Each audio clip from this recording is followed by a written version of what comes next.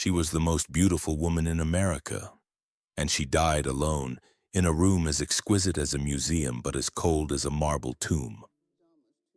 July 6, 1978.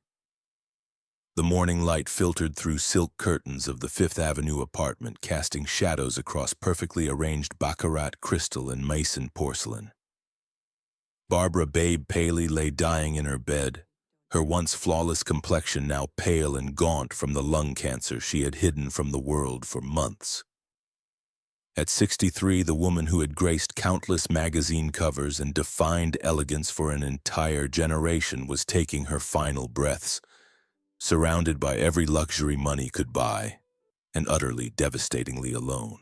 The irony was not lost on those who knew her intimately. Here was a woman who had spent her entire life crafting the perfect image, maintaining the ideal facade, yet in her final moments, she was as isolated as any forgotten soul. Her husband, William S. Paley, the powerful CBS chairman, was notably absent, perhaps attending to business or more likely with one of his many mistresses. The servants moved quietly through the apartment, their footsteps muffled by Persian rugs that cost more than most people's homes. But what haunted Babe most in those final days wasn't the cancer eating away at her body. It was the betrayal that had shattered her soul 3 years earlier. Truman Capote hadn't just betrayed their friendship. He had taken the blood from her heart and used it as ink for his masterpiece. The diminutive literary genius who had once declared her the most beautiful woman in the world had exposed her private pain to millions of readers in his scandalous novel Answered Prayers. The night La Côte Basque 1965 was published, Babe Paley died her first death, long before her body would follow suit. As she took her labored breaths, surrounded by the trappings of a life that appeared perfect from the outside, one couldn't help but wonder, was Babe Paley the victim of her own success? Had she built a prison of perfection so impenetrable that genuine happiness could never find its way in? And what drove a woman who had everything the world could offer to live in such profound emotional poverty? The society pages would mourn the loss of America's greatest fashion icon. They would celebrate her impeccable taste, her legendary style, her position as the undisputed queen of New York's elite. But they would never tell the real story. The story of a woman who had sacrificed her authentic self on the altar of perfection, who had traded genuine intimacy for social status, and who had learned too late that the most beautiful prisons are still prisons. To understand how America's most envied woman became its most tragic figure, we must journey back to where it all began, to the privileged world of Boston's Brahmin elite, where Barbara Cushing first learned that appearances were everything, and authenticity was a luxury she could never afford. The story of Barbara Babe Cushing began in the rarefied air of Boston society, where bloodlines mattered more than bank accounts, and social standing was inherited like fine china. Born on July 5, 1915, into one of Massachusetts' most prestigious families, Babe entered a world where every detail of existence was carefully choreographed, every public appearance meticulously planned, and every emotion properly concealed behind a mask of aristocratic composure. Her father, Harvey Cushing, was not just any physician. He was the pioneering neurosurgeon who revolutionized brain surgery and earned international acclaim. Her mother, Kate Crowell Cushing, came from old money and older expectations. The Cushing household on Beacon Hill was a temple to refinement, where conversations were conducted in hushed tones, meals were formal affairs with multiple courses and strict protocols, and children were seen as small adults in training for their inevitable roles in high society. From her earliest memories, Babe understood that she was different from other children, not just because of her family's wealth and status, but because of an almost otherworldly beauty that made strangers stop and stare. Even as a toddler, she possessed an ethereal quality that photographers would later struggle to capture fully. Her mother, recognizing this gift, began grooming her youngest daughter with the precision of a master sculptor, teaching her how to sit, how to walk, how to smile, and most importantly, how to never let anyone see beneath the polished surface. But beneath that carefully constructed exterior, young Babe was already learning the fundamental lesson that would shape her entire existence. That love was conditional, that acceptance was earned through perfection, and that her worth was measured not by who she was, but by how she appeared to others. Could a child raised in such an environment ever truly understand authentic love? Or was she destined from birth to mistake admiration for affection, worship for warmth?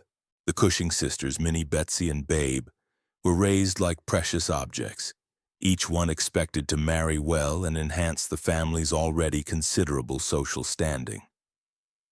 But even among this trio of beauties, Babe stood apart. While her sisters possessed conventional prettiness, Babe had something indefinable, a quality that made her the center of attention without even trying. Teachers at the exclusive Westover school whispered about her in faculty lounges. Fellow students oscillated between envy and admiration. Even the groundskeepers would pause in their work to catch a glimpse of her walking across the campus. Yet this constant attention came with a price that few could see.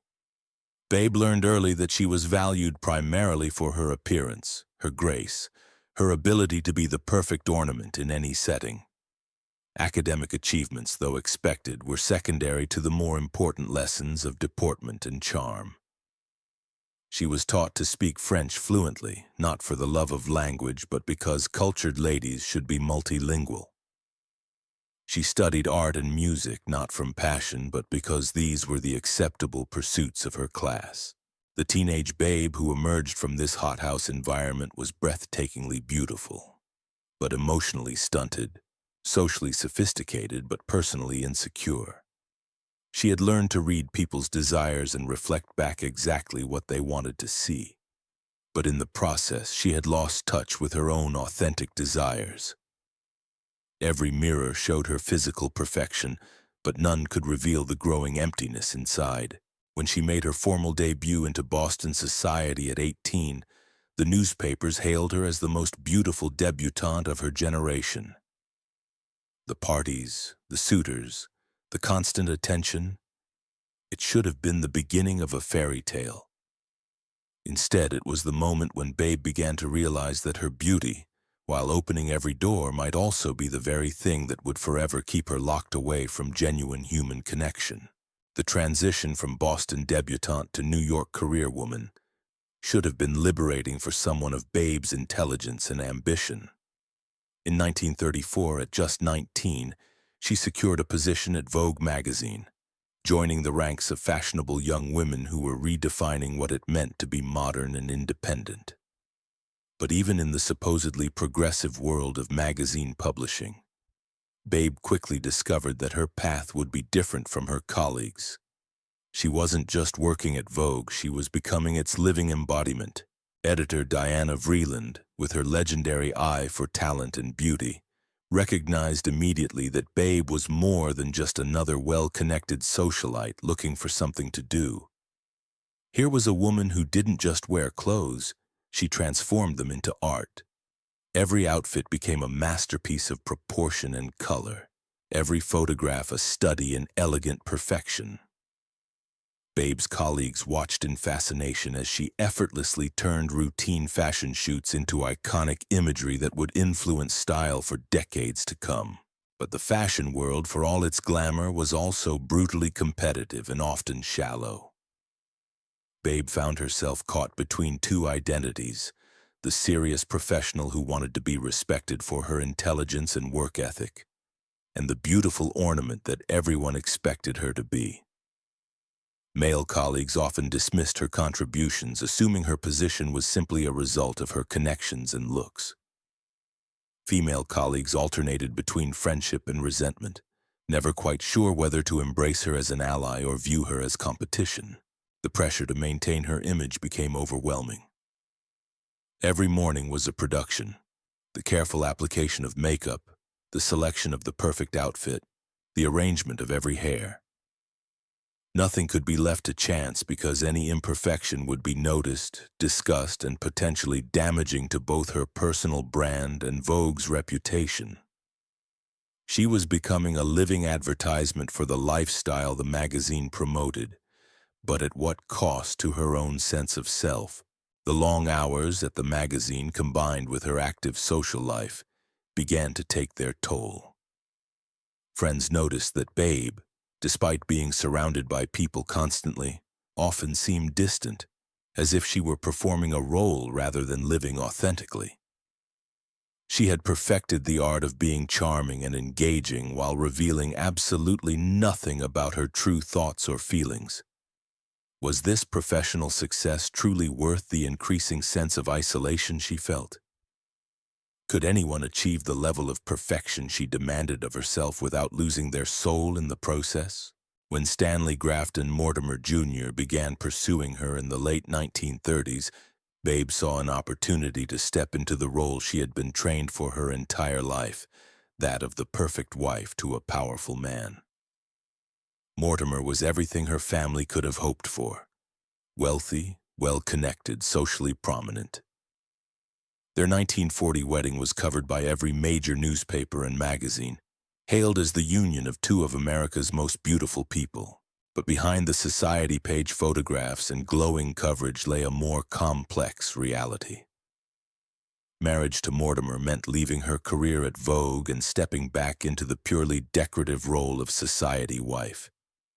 It meant dinner parties where she was expected to be beautiful and charming, but never to express strong opinions or challenge the powerful men in attendance.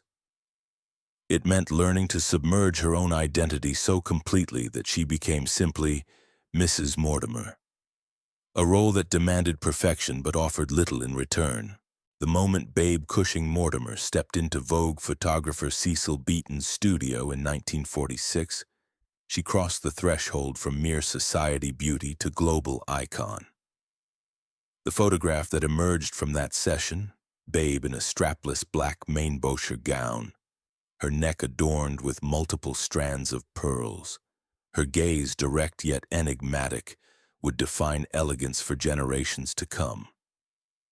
But more than just capturing her physical beauty, Beaton managed to photograph something deeper: the mysterious quality that made Babe simultaneously accessible and untouchable, familiar yet unknowable. By 1947, when she was named to the International Best Dressed List's Hall of Fame, Babe had become more than a fashion icon. She had become a brand. Every appearance was studied and copied by women around the world. When she tied a silk Hermes scarf around the handle of her handbag instead of wearing it traditionally, it became an instant trend. When she appeared at a charity luncheon wearing white gloves past the elbow, glove sales soared. She had achieved something that few people in any era manage. She had become synonymous with perfection itself. The demands of maintaining this status were extraordinary. Every outfit required hours of planning and fitting.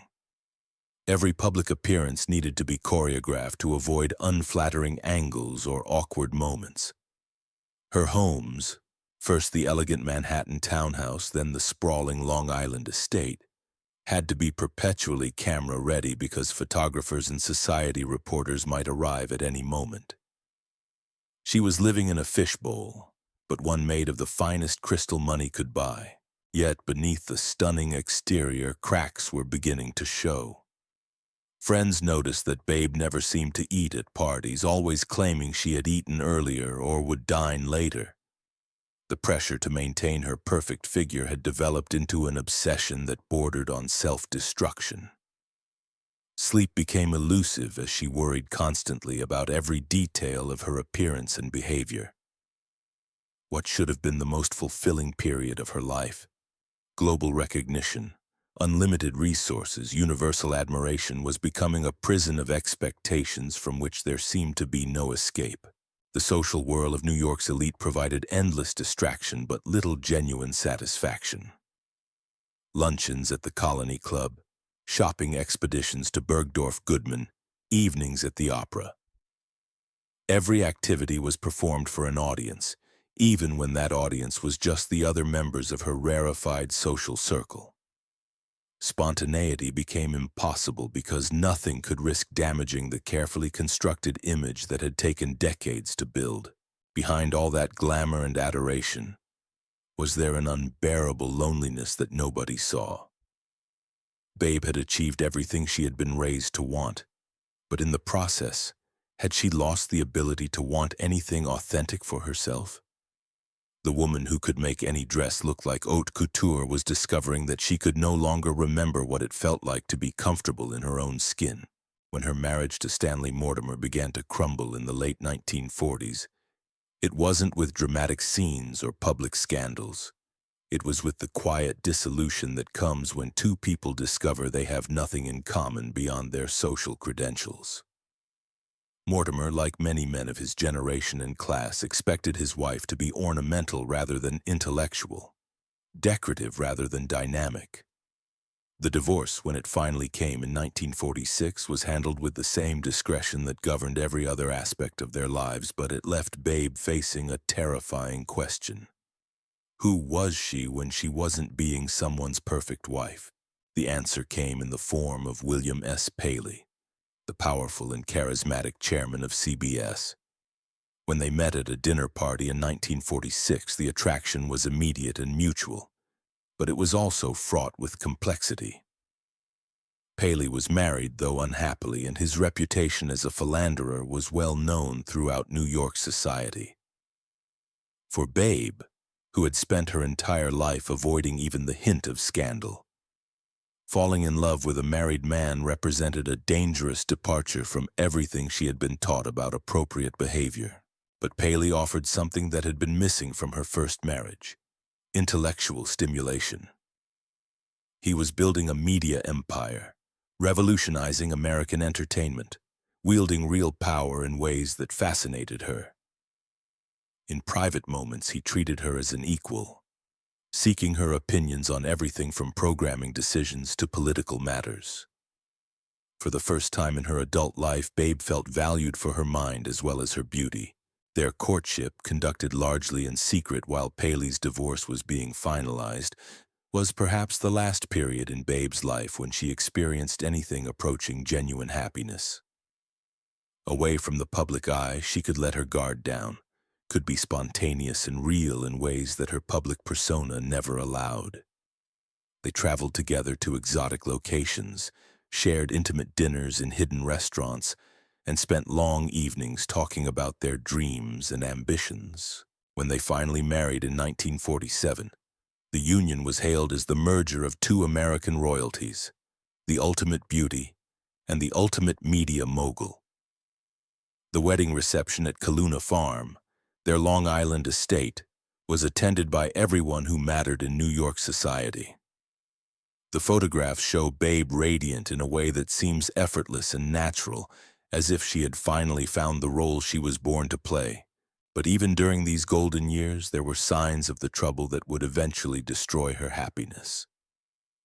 Paley's affairs had not stopped with his first marriage. They had simply become more discreet.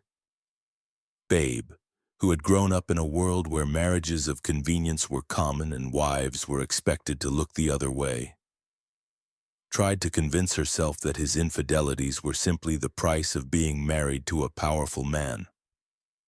She focused instead on creating the perfect home, the perfect social life, the perfect image of marital bliss. The transformation of their homes into showcases of impeccable taste became Babe's primary creative outlet. Every room was a masterpiece of design, every detail carefully chosen to create an atmosphere of effortless elegance. But the very perfection of these environments began to feel oppressive, as if she were living in a museum rather than a home. Visitors often commented on the breathtaking beauty of the settings, but also noted a strange coldness, as if all the life had been designed out of the spaces in favor of visual perfection. As the 1950s progressed and Babe's status as America's style icon became unshakable, the distance between her public image and private reality continued to grow. She had everything that money could buy and social position could provide, But the happiness that had seemed so attainable during her courtship with Paley was proving increasingly elusive. Did this mark the beginning of her emotional downfall? Or was it simply the moment when she finally began to understand the true cost of perfection? The 1960s brought new challenges and deeper contradictions to Babe's carefully orchestrated life. As America underwent cultural revolution, with youth rejecting traditional values, women demanding equality, and society questioning long-held assumptions, Babe found herself in an impossible position. She had become the symbol of everything the new generation was rebelling against, the perfectly dressed wife who existed primarily as an accessory to her husband's success. Yet she was too deeply invested in her image and too financially dependent on her marriage to reinvent herself. The emergence of the women's liberation movement particularly complicated her position. While other women of her generation were beginning to assert their independence and demand respect for their intellects, Babe remained trapped in a role that required her to be beautiful, charming, and silent. At dinner parties, she would listen to passionate discussions about civil rights, Vietnam, and social change, but her attempts to contribute were often met with patronizing smiles or quick changes of subject. She was valued for her presence, not her thoughts. Meanwhile, Paley's infidelities were becoming more brazen and more public. The discreet affairs of the early years had given way to longer relationships with younger women, actresses, models, socialites who made no effort to hide their involvement with the married media mogul. Babe's friends watched helplessly as she maintained her perfect facade while clearly suffering inside. At charity events, she would smile brilliantly while photographers captured her image.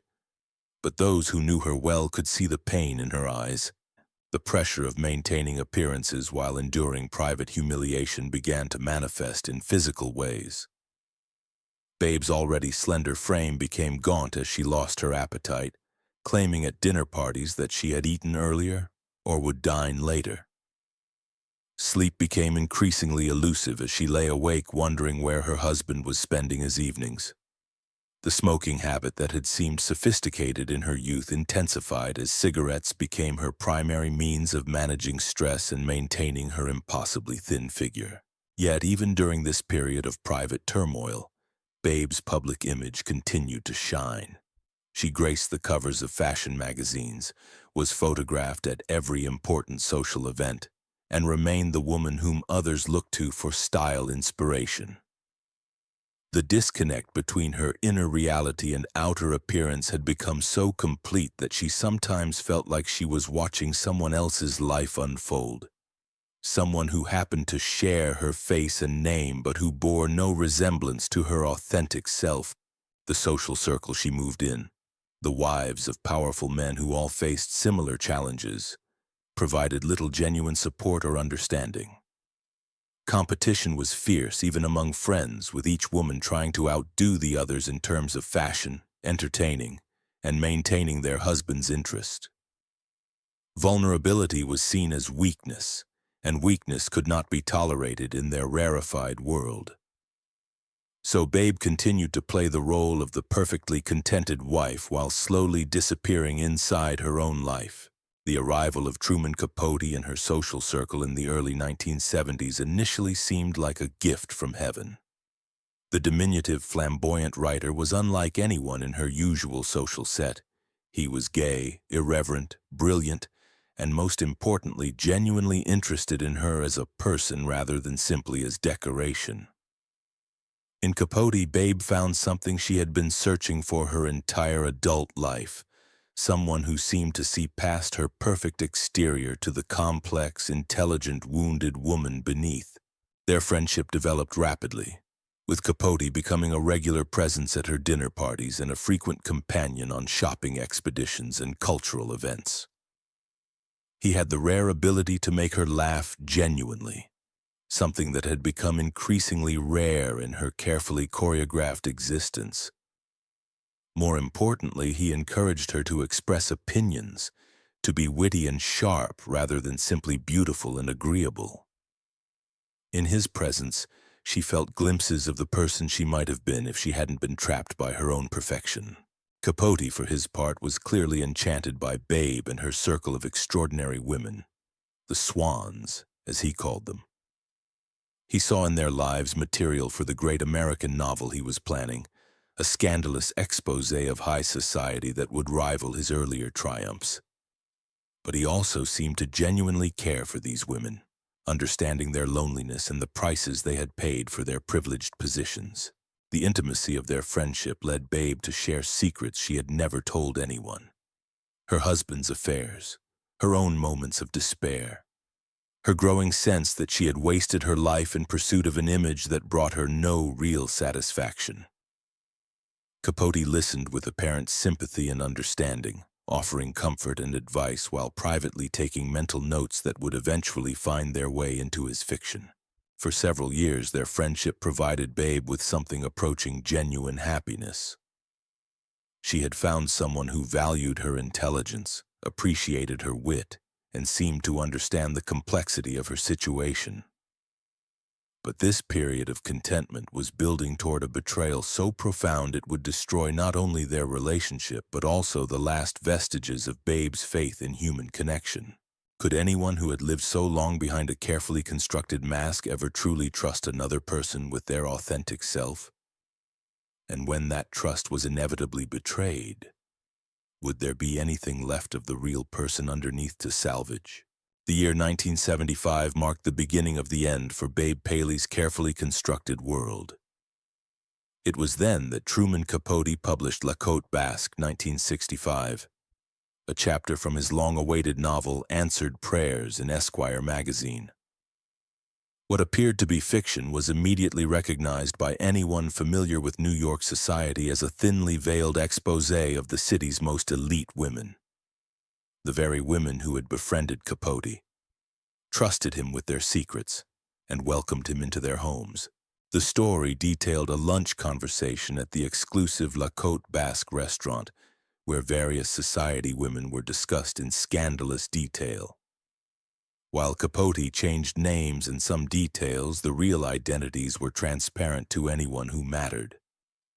Most devastating of all was his portrayal of Ann Hopkins, clearly based on Babe, whose marriage to a powerful media mogul was described with cruel accuracy. Capote revealed intimate details about her husband's affairs, her own suffering, and the hollow nature of their supposedly perfect union. The effect on Babe was catastrophic. The man she had considered her closest friend, the one person who had seemed to understand and value her authentic self, had sold her secrets for literary fame. The private pain she had worked so hard to conceal was now public entertainment, discussed at dinner parties throughout Manhattan and analyzed in newspaper columns across the country. The betrayal was so complete, so devastating, that friends later said it was as if something inside her had died that day. The immediate social consequences were severe. Phone calls went unanswered, invitations stopped arriving, and longtime friends suddenly became unavailable. In the cruel mathematics of high society, association with scandal, even as a victim, could be socially fatal. Babe found herself increasingly isolated, cut off from the social network that had defined her existence for decades. The very people who had envied her perfect life were now secretly relieved to see her brought low, proving that no one, not even Babe Paley, was immune to public humiliation. But the deeper damage was psychological. Capote's betrayal confirmed Babe's worst fears about human nature and her own worth. If someone who claimed to love her could exploit her trust so callously, what did that say about her ability to judge character? If her most intimate secrets could become fodder for entertainment, was there any part of her life that was truly her own? The betrayal shattered not just her friendship with Capote, but her faith in the possibility of genuine human connection. The confrontation between them, when it finally came, was brief and devastating. Babe, typically composed even in crisis, simply told Capote that he was never to contact her again. There were no tears, no dramatic scenes, just the cold finality of a door closing forever. Friends who witnessed their last encounter said it was like watching someone die while still breathing. as if the emotional core that had sustained Babe through decades of disappointment had finally been extinguished. In the aftermath of the scandal, Babe withdrew from public life as much as her position would allow. The woman who had once been photographed at every significant social event began declining invitations, claiming illness or prior commitments. When she did appear in public, observers noted a subtle but unmistakable change in her demeanor. The spark that had once made her so captivating seemed dimmed, replaced by a kind of resigned elegance that was beautiful but somehow heartbreaking. Did this tragic betrayal mark her final downfall? Or was it simply the moment when the accumulated weight of a lifetime spent performing rather than living became too heavy to bear? The woman who had survived an unhappy first marriage, her husband's countless infidelities, and the pressure of maintaining impossible standards had finally encountered the one blow from which she could not recover. The realization that even her most authentic relationship had been built on deception. The final years of Babe Paley's life were marked by a profound transformation that those who knew her found both tragic and somehow inevitable. The vibrant woman who had once been the center of every social gathering gradually withdrew into herself, emerging only when absolutely necessary, and then with a kind of ethereal detachment that made her seem like a ghost of her former self. The retreat began gradually after the Capote betrayal, but accelerated as her health began to decline. The cigarette habit that had helped her maintain her impossibly thin figure throughout the years was taking its inevitable toll. By 1976, she was experiencing persistent coughing and shortness of breath, but characteristically, she attempted to conceal these symptoms from even her closest family members. The idea of appearing weak or imperfect, even in the face of serious illness, was simply not acceptable to someone who had spent her entire life maintaining an image of flawless composure. When lung cancer was finally diagnosed in 1977, Babe approached it with the same determination to control appearances that had governed every other aspect of her life. She underwent treatment quietly, telling only a select few about her condition, and continued to make limited public appearances when her strength allowed. Even as she grew visibly thinner and frailer, she maintained her standards for dress and grooming, appearing at important family events impeccably turned out despite her suffering. The isolation that had begun with Capote's betrayal became more complete as her illness progressed. Paley, true to form, seemed unable to cope with his wife's mortality and spent even more time away from home, pursuing business interests and younger women. The children from their marriage, now adults with their own complicated relationships with their parents, struggled to connect with a mother who had always seemed more symbol than person. The perfect family that had been photographed so many times for magazines revealed itself to be as much of a construction as everything else in Babe's carefully orchestrated life.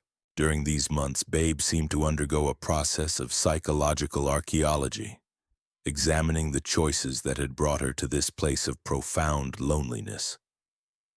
Friends who visited her during her illness noted that she spoke with unusual honesty about her regrets, wondering aloud whether she had ever made a single decision based on her own desires rather than others' expectations. The woman who had seemed so confident in her choices revealed that she felt like an actress who had forgotten her real identity after playing a role for too long. There were moments of surprising revelation during this period. Babe began giving away jewelry and clothing, not just as practical preparation for death, but as symbolic rejection of the material objects that had once defined her. She spoke with uncharacteristic bitterness about the years she had wasted trying to be perfect for people who had never truly valued her. Most shocking of all, she expressed regret not about her illness, but about the life she had never allowed herself to live authentically.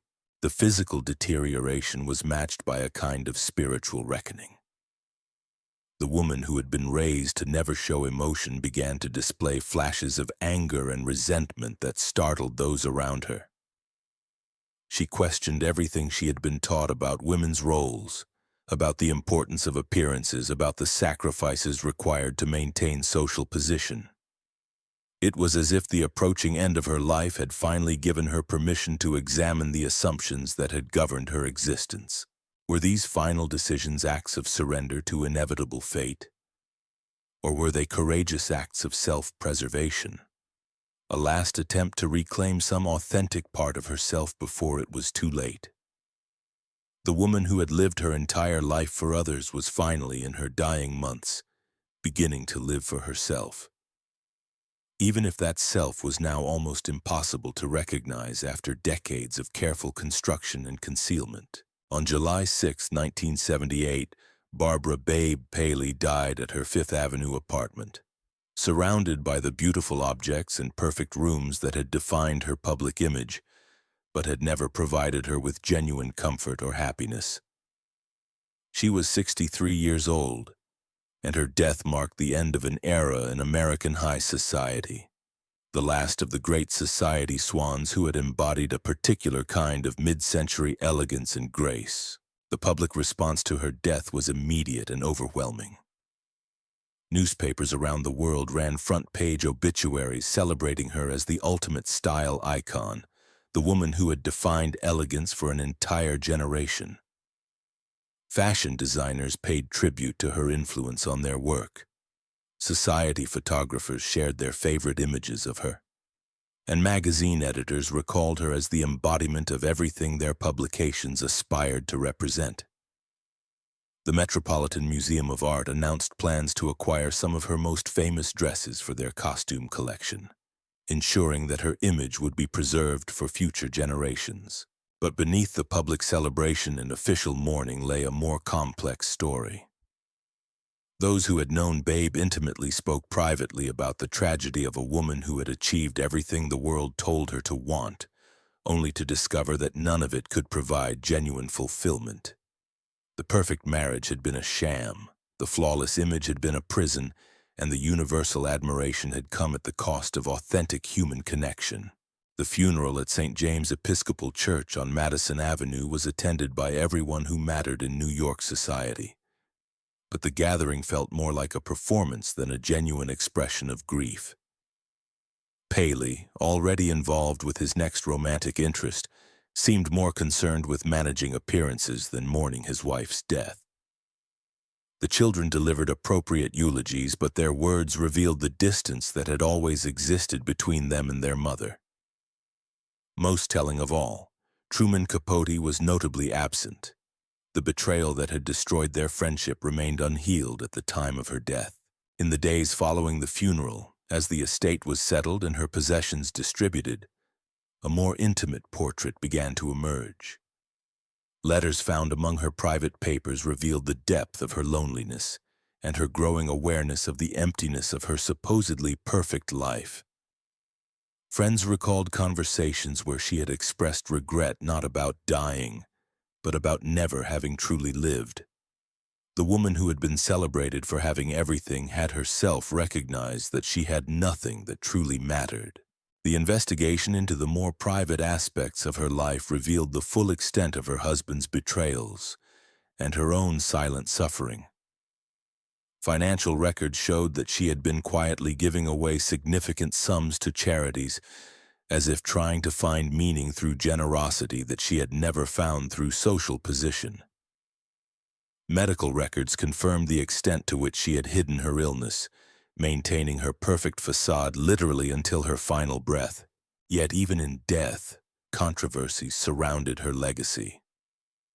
Some society observers suggested that her withdrawal from public life in her final years had been calculated to create mystique, that even her death had been choreographed for maximum impact.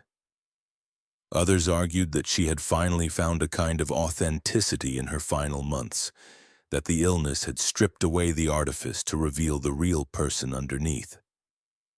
The truth, like so much about Babe Paley's life, remained elusive, hidden behind layers of carefully constructed image and social expectation.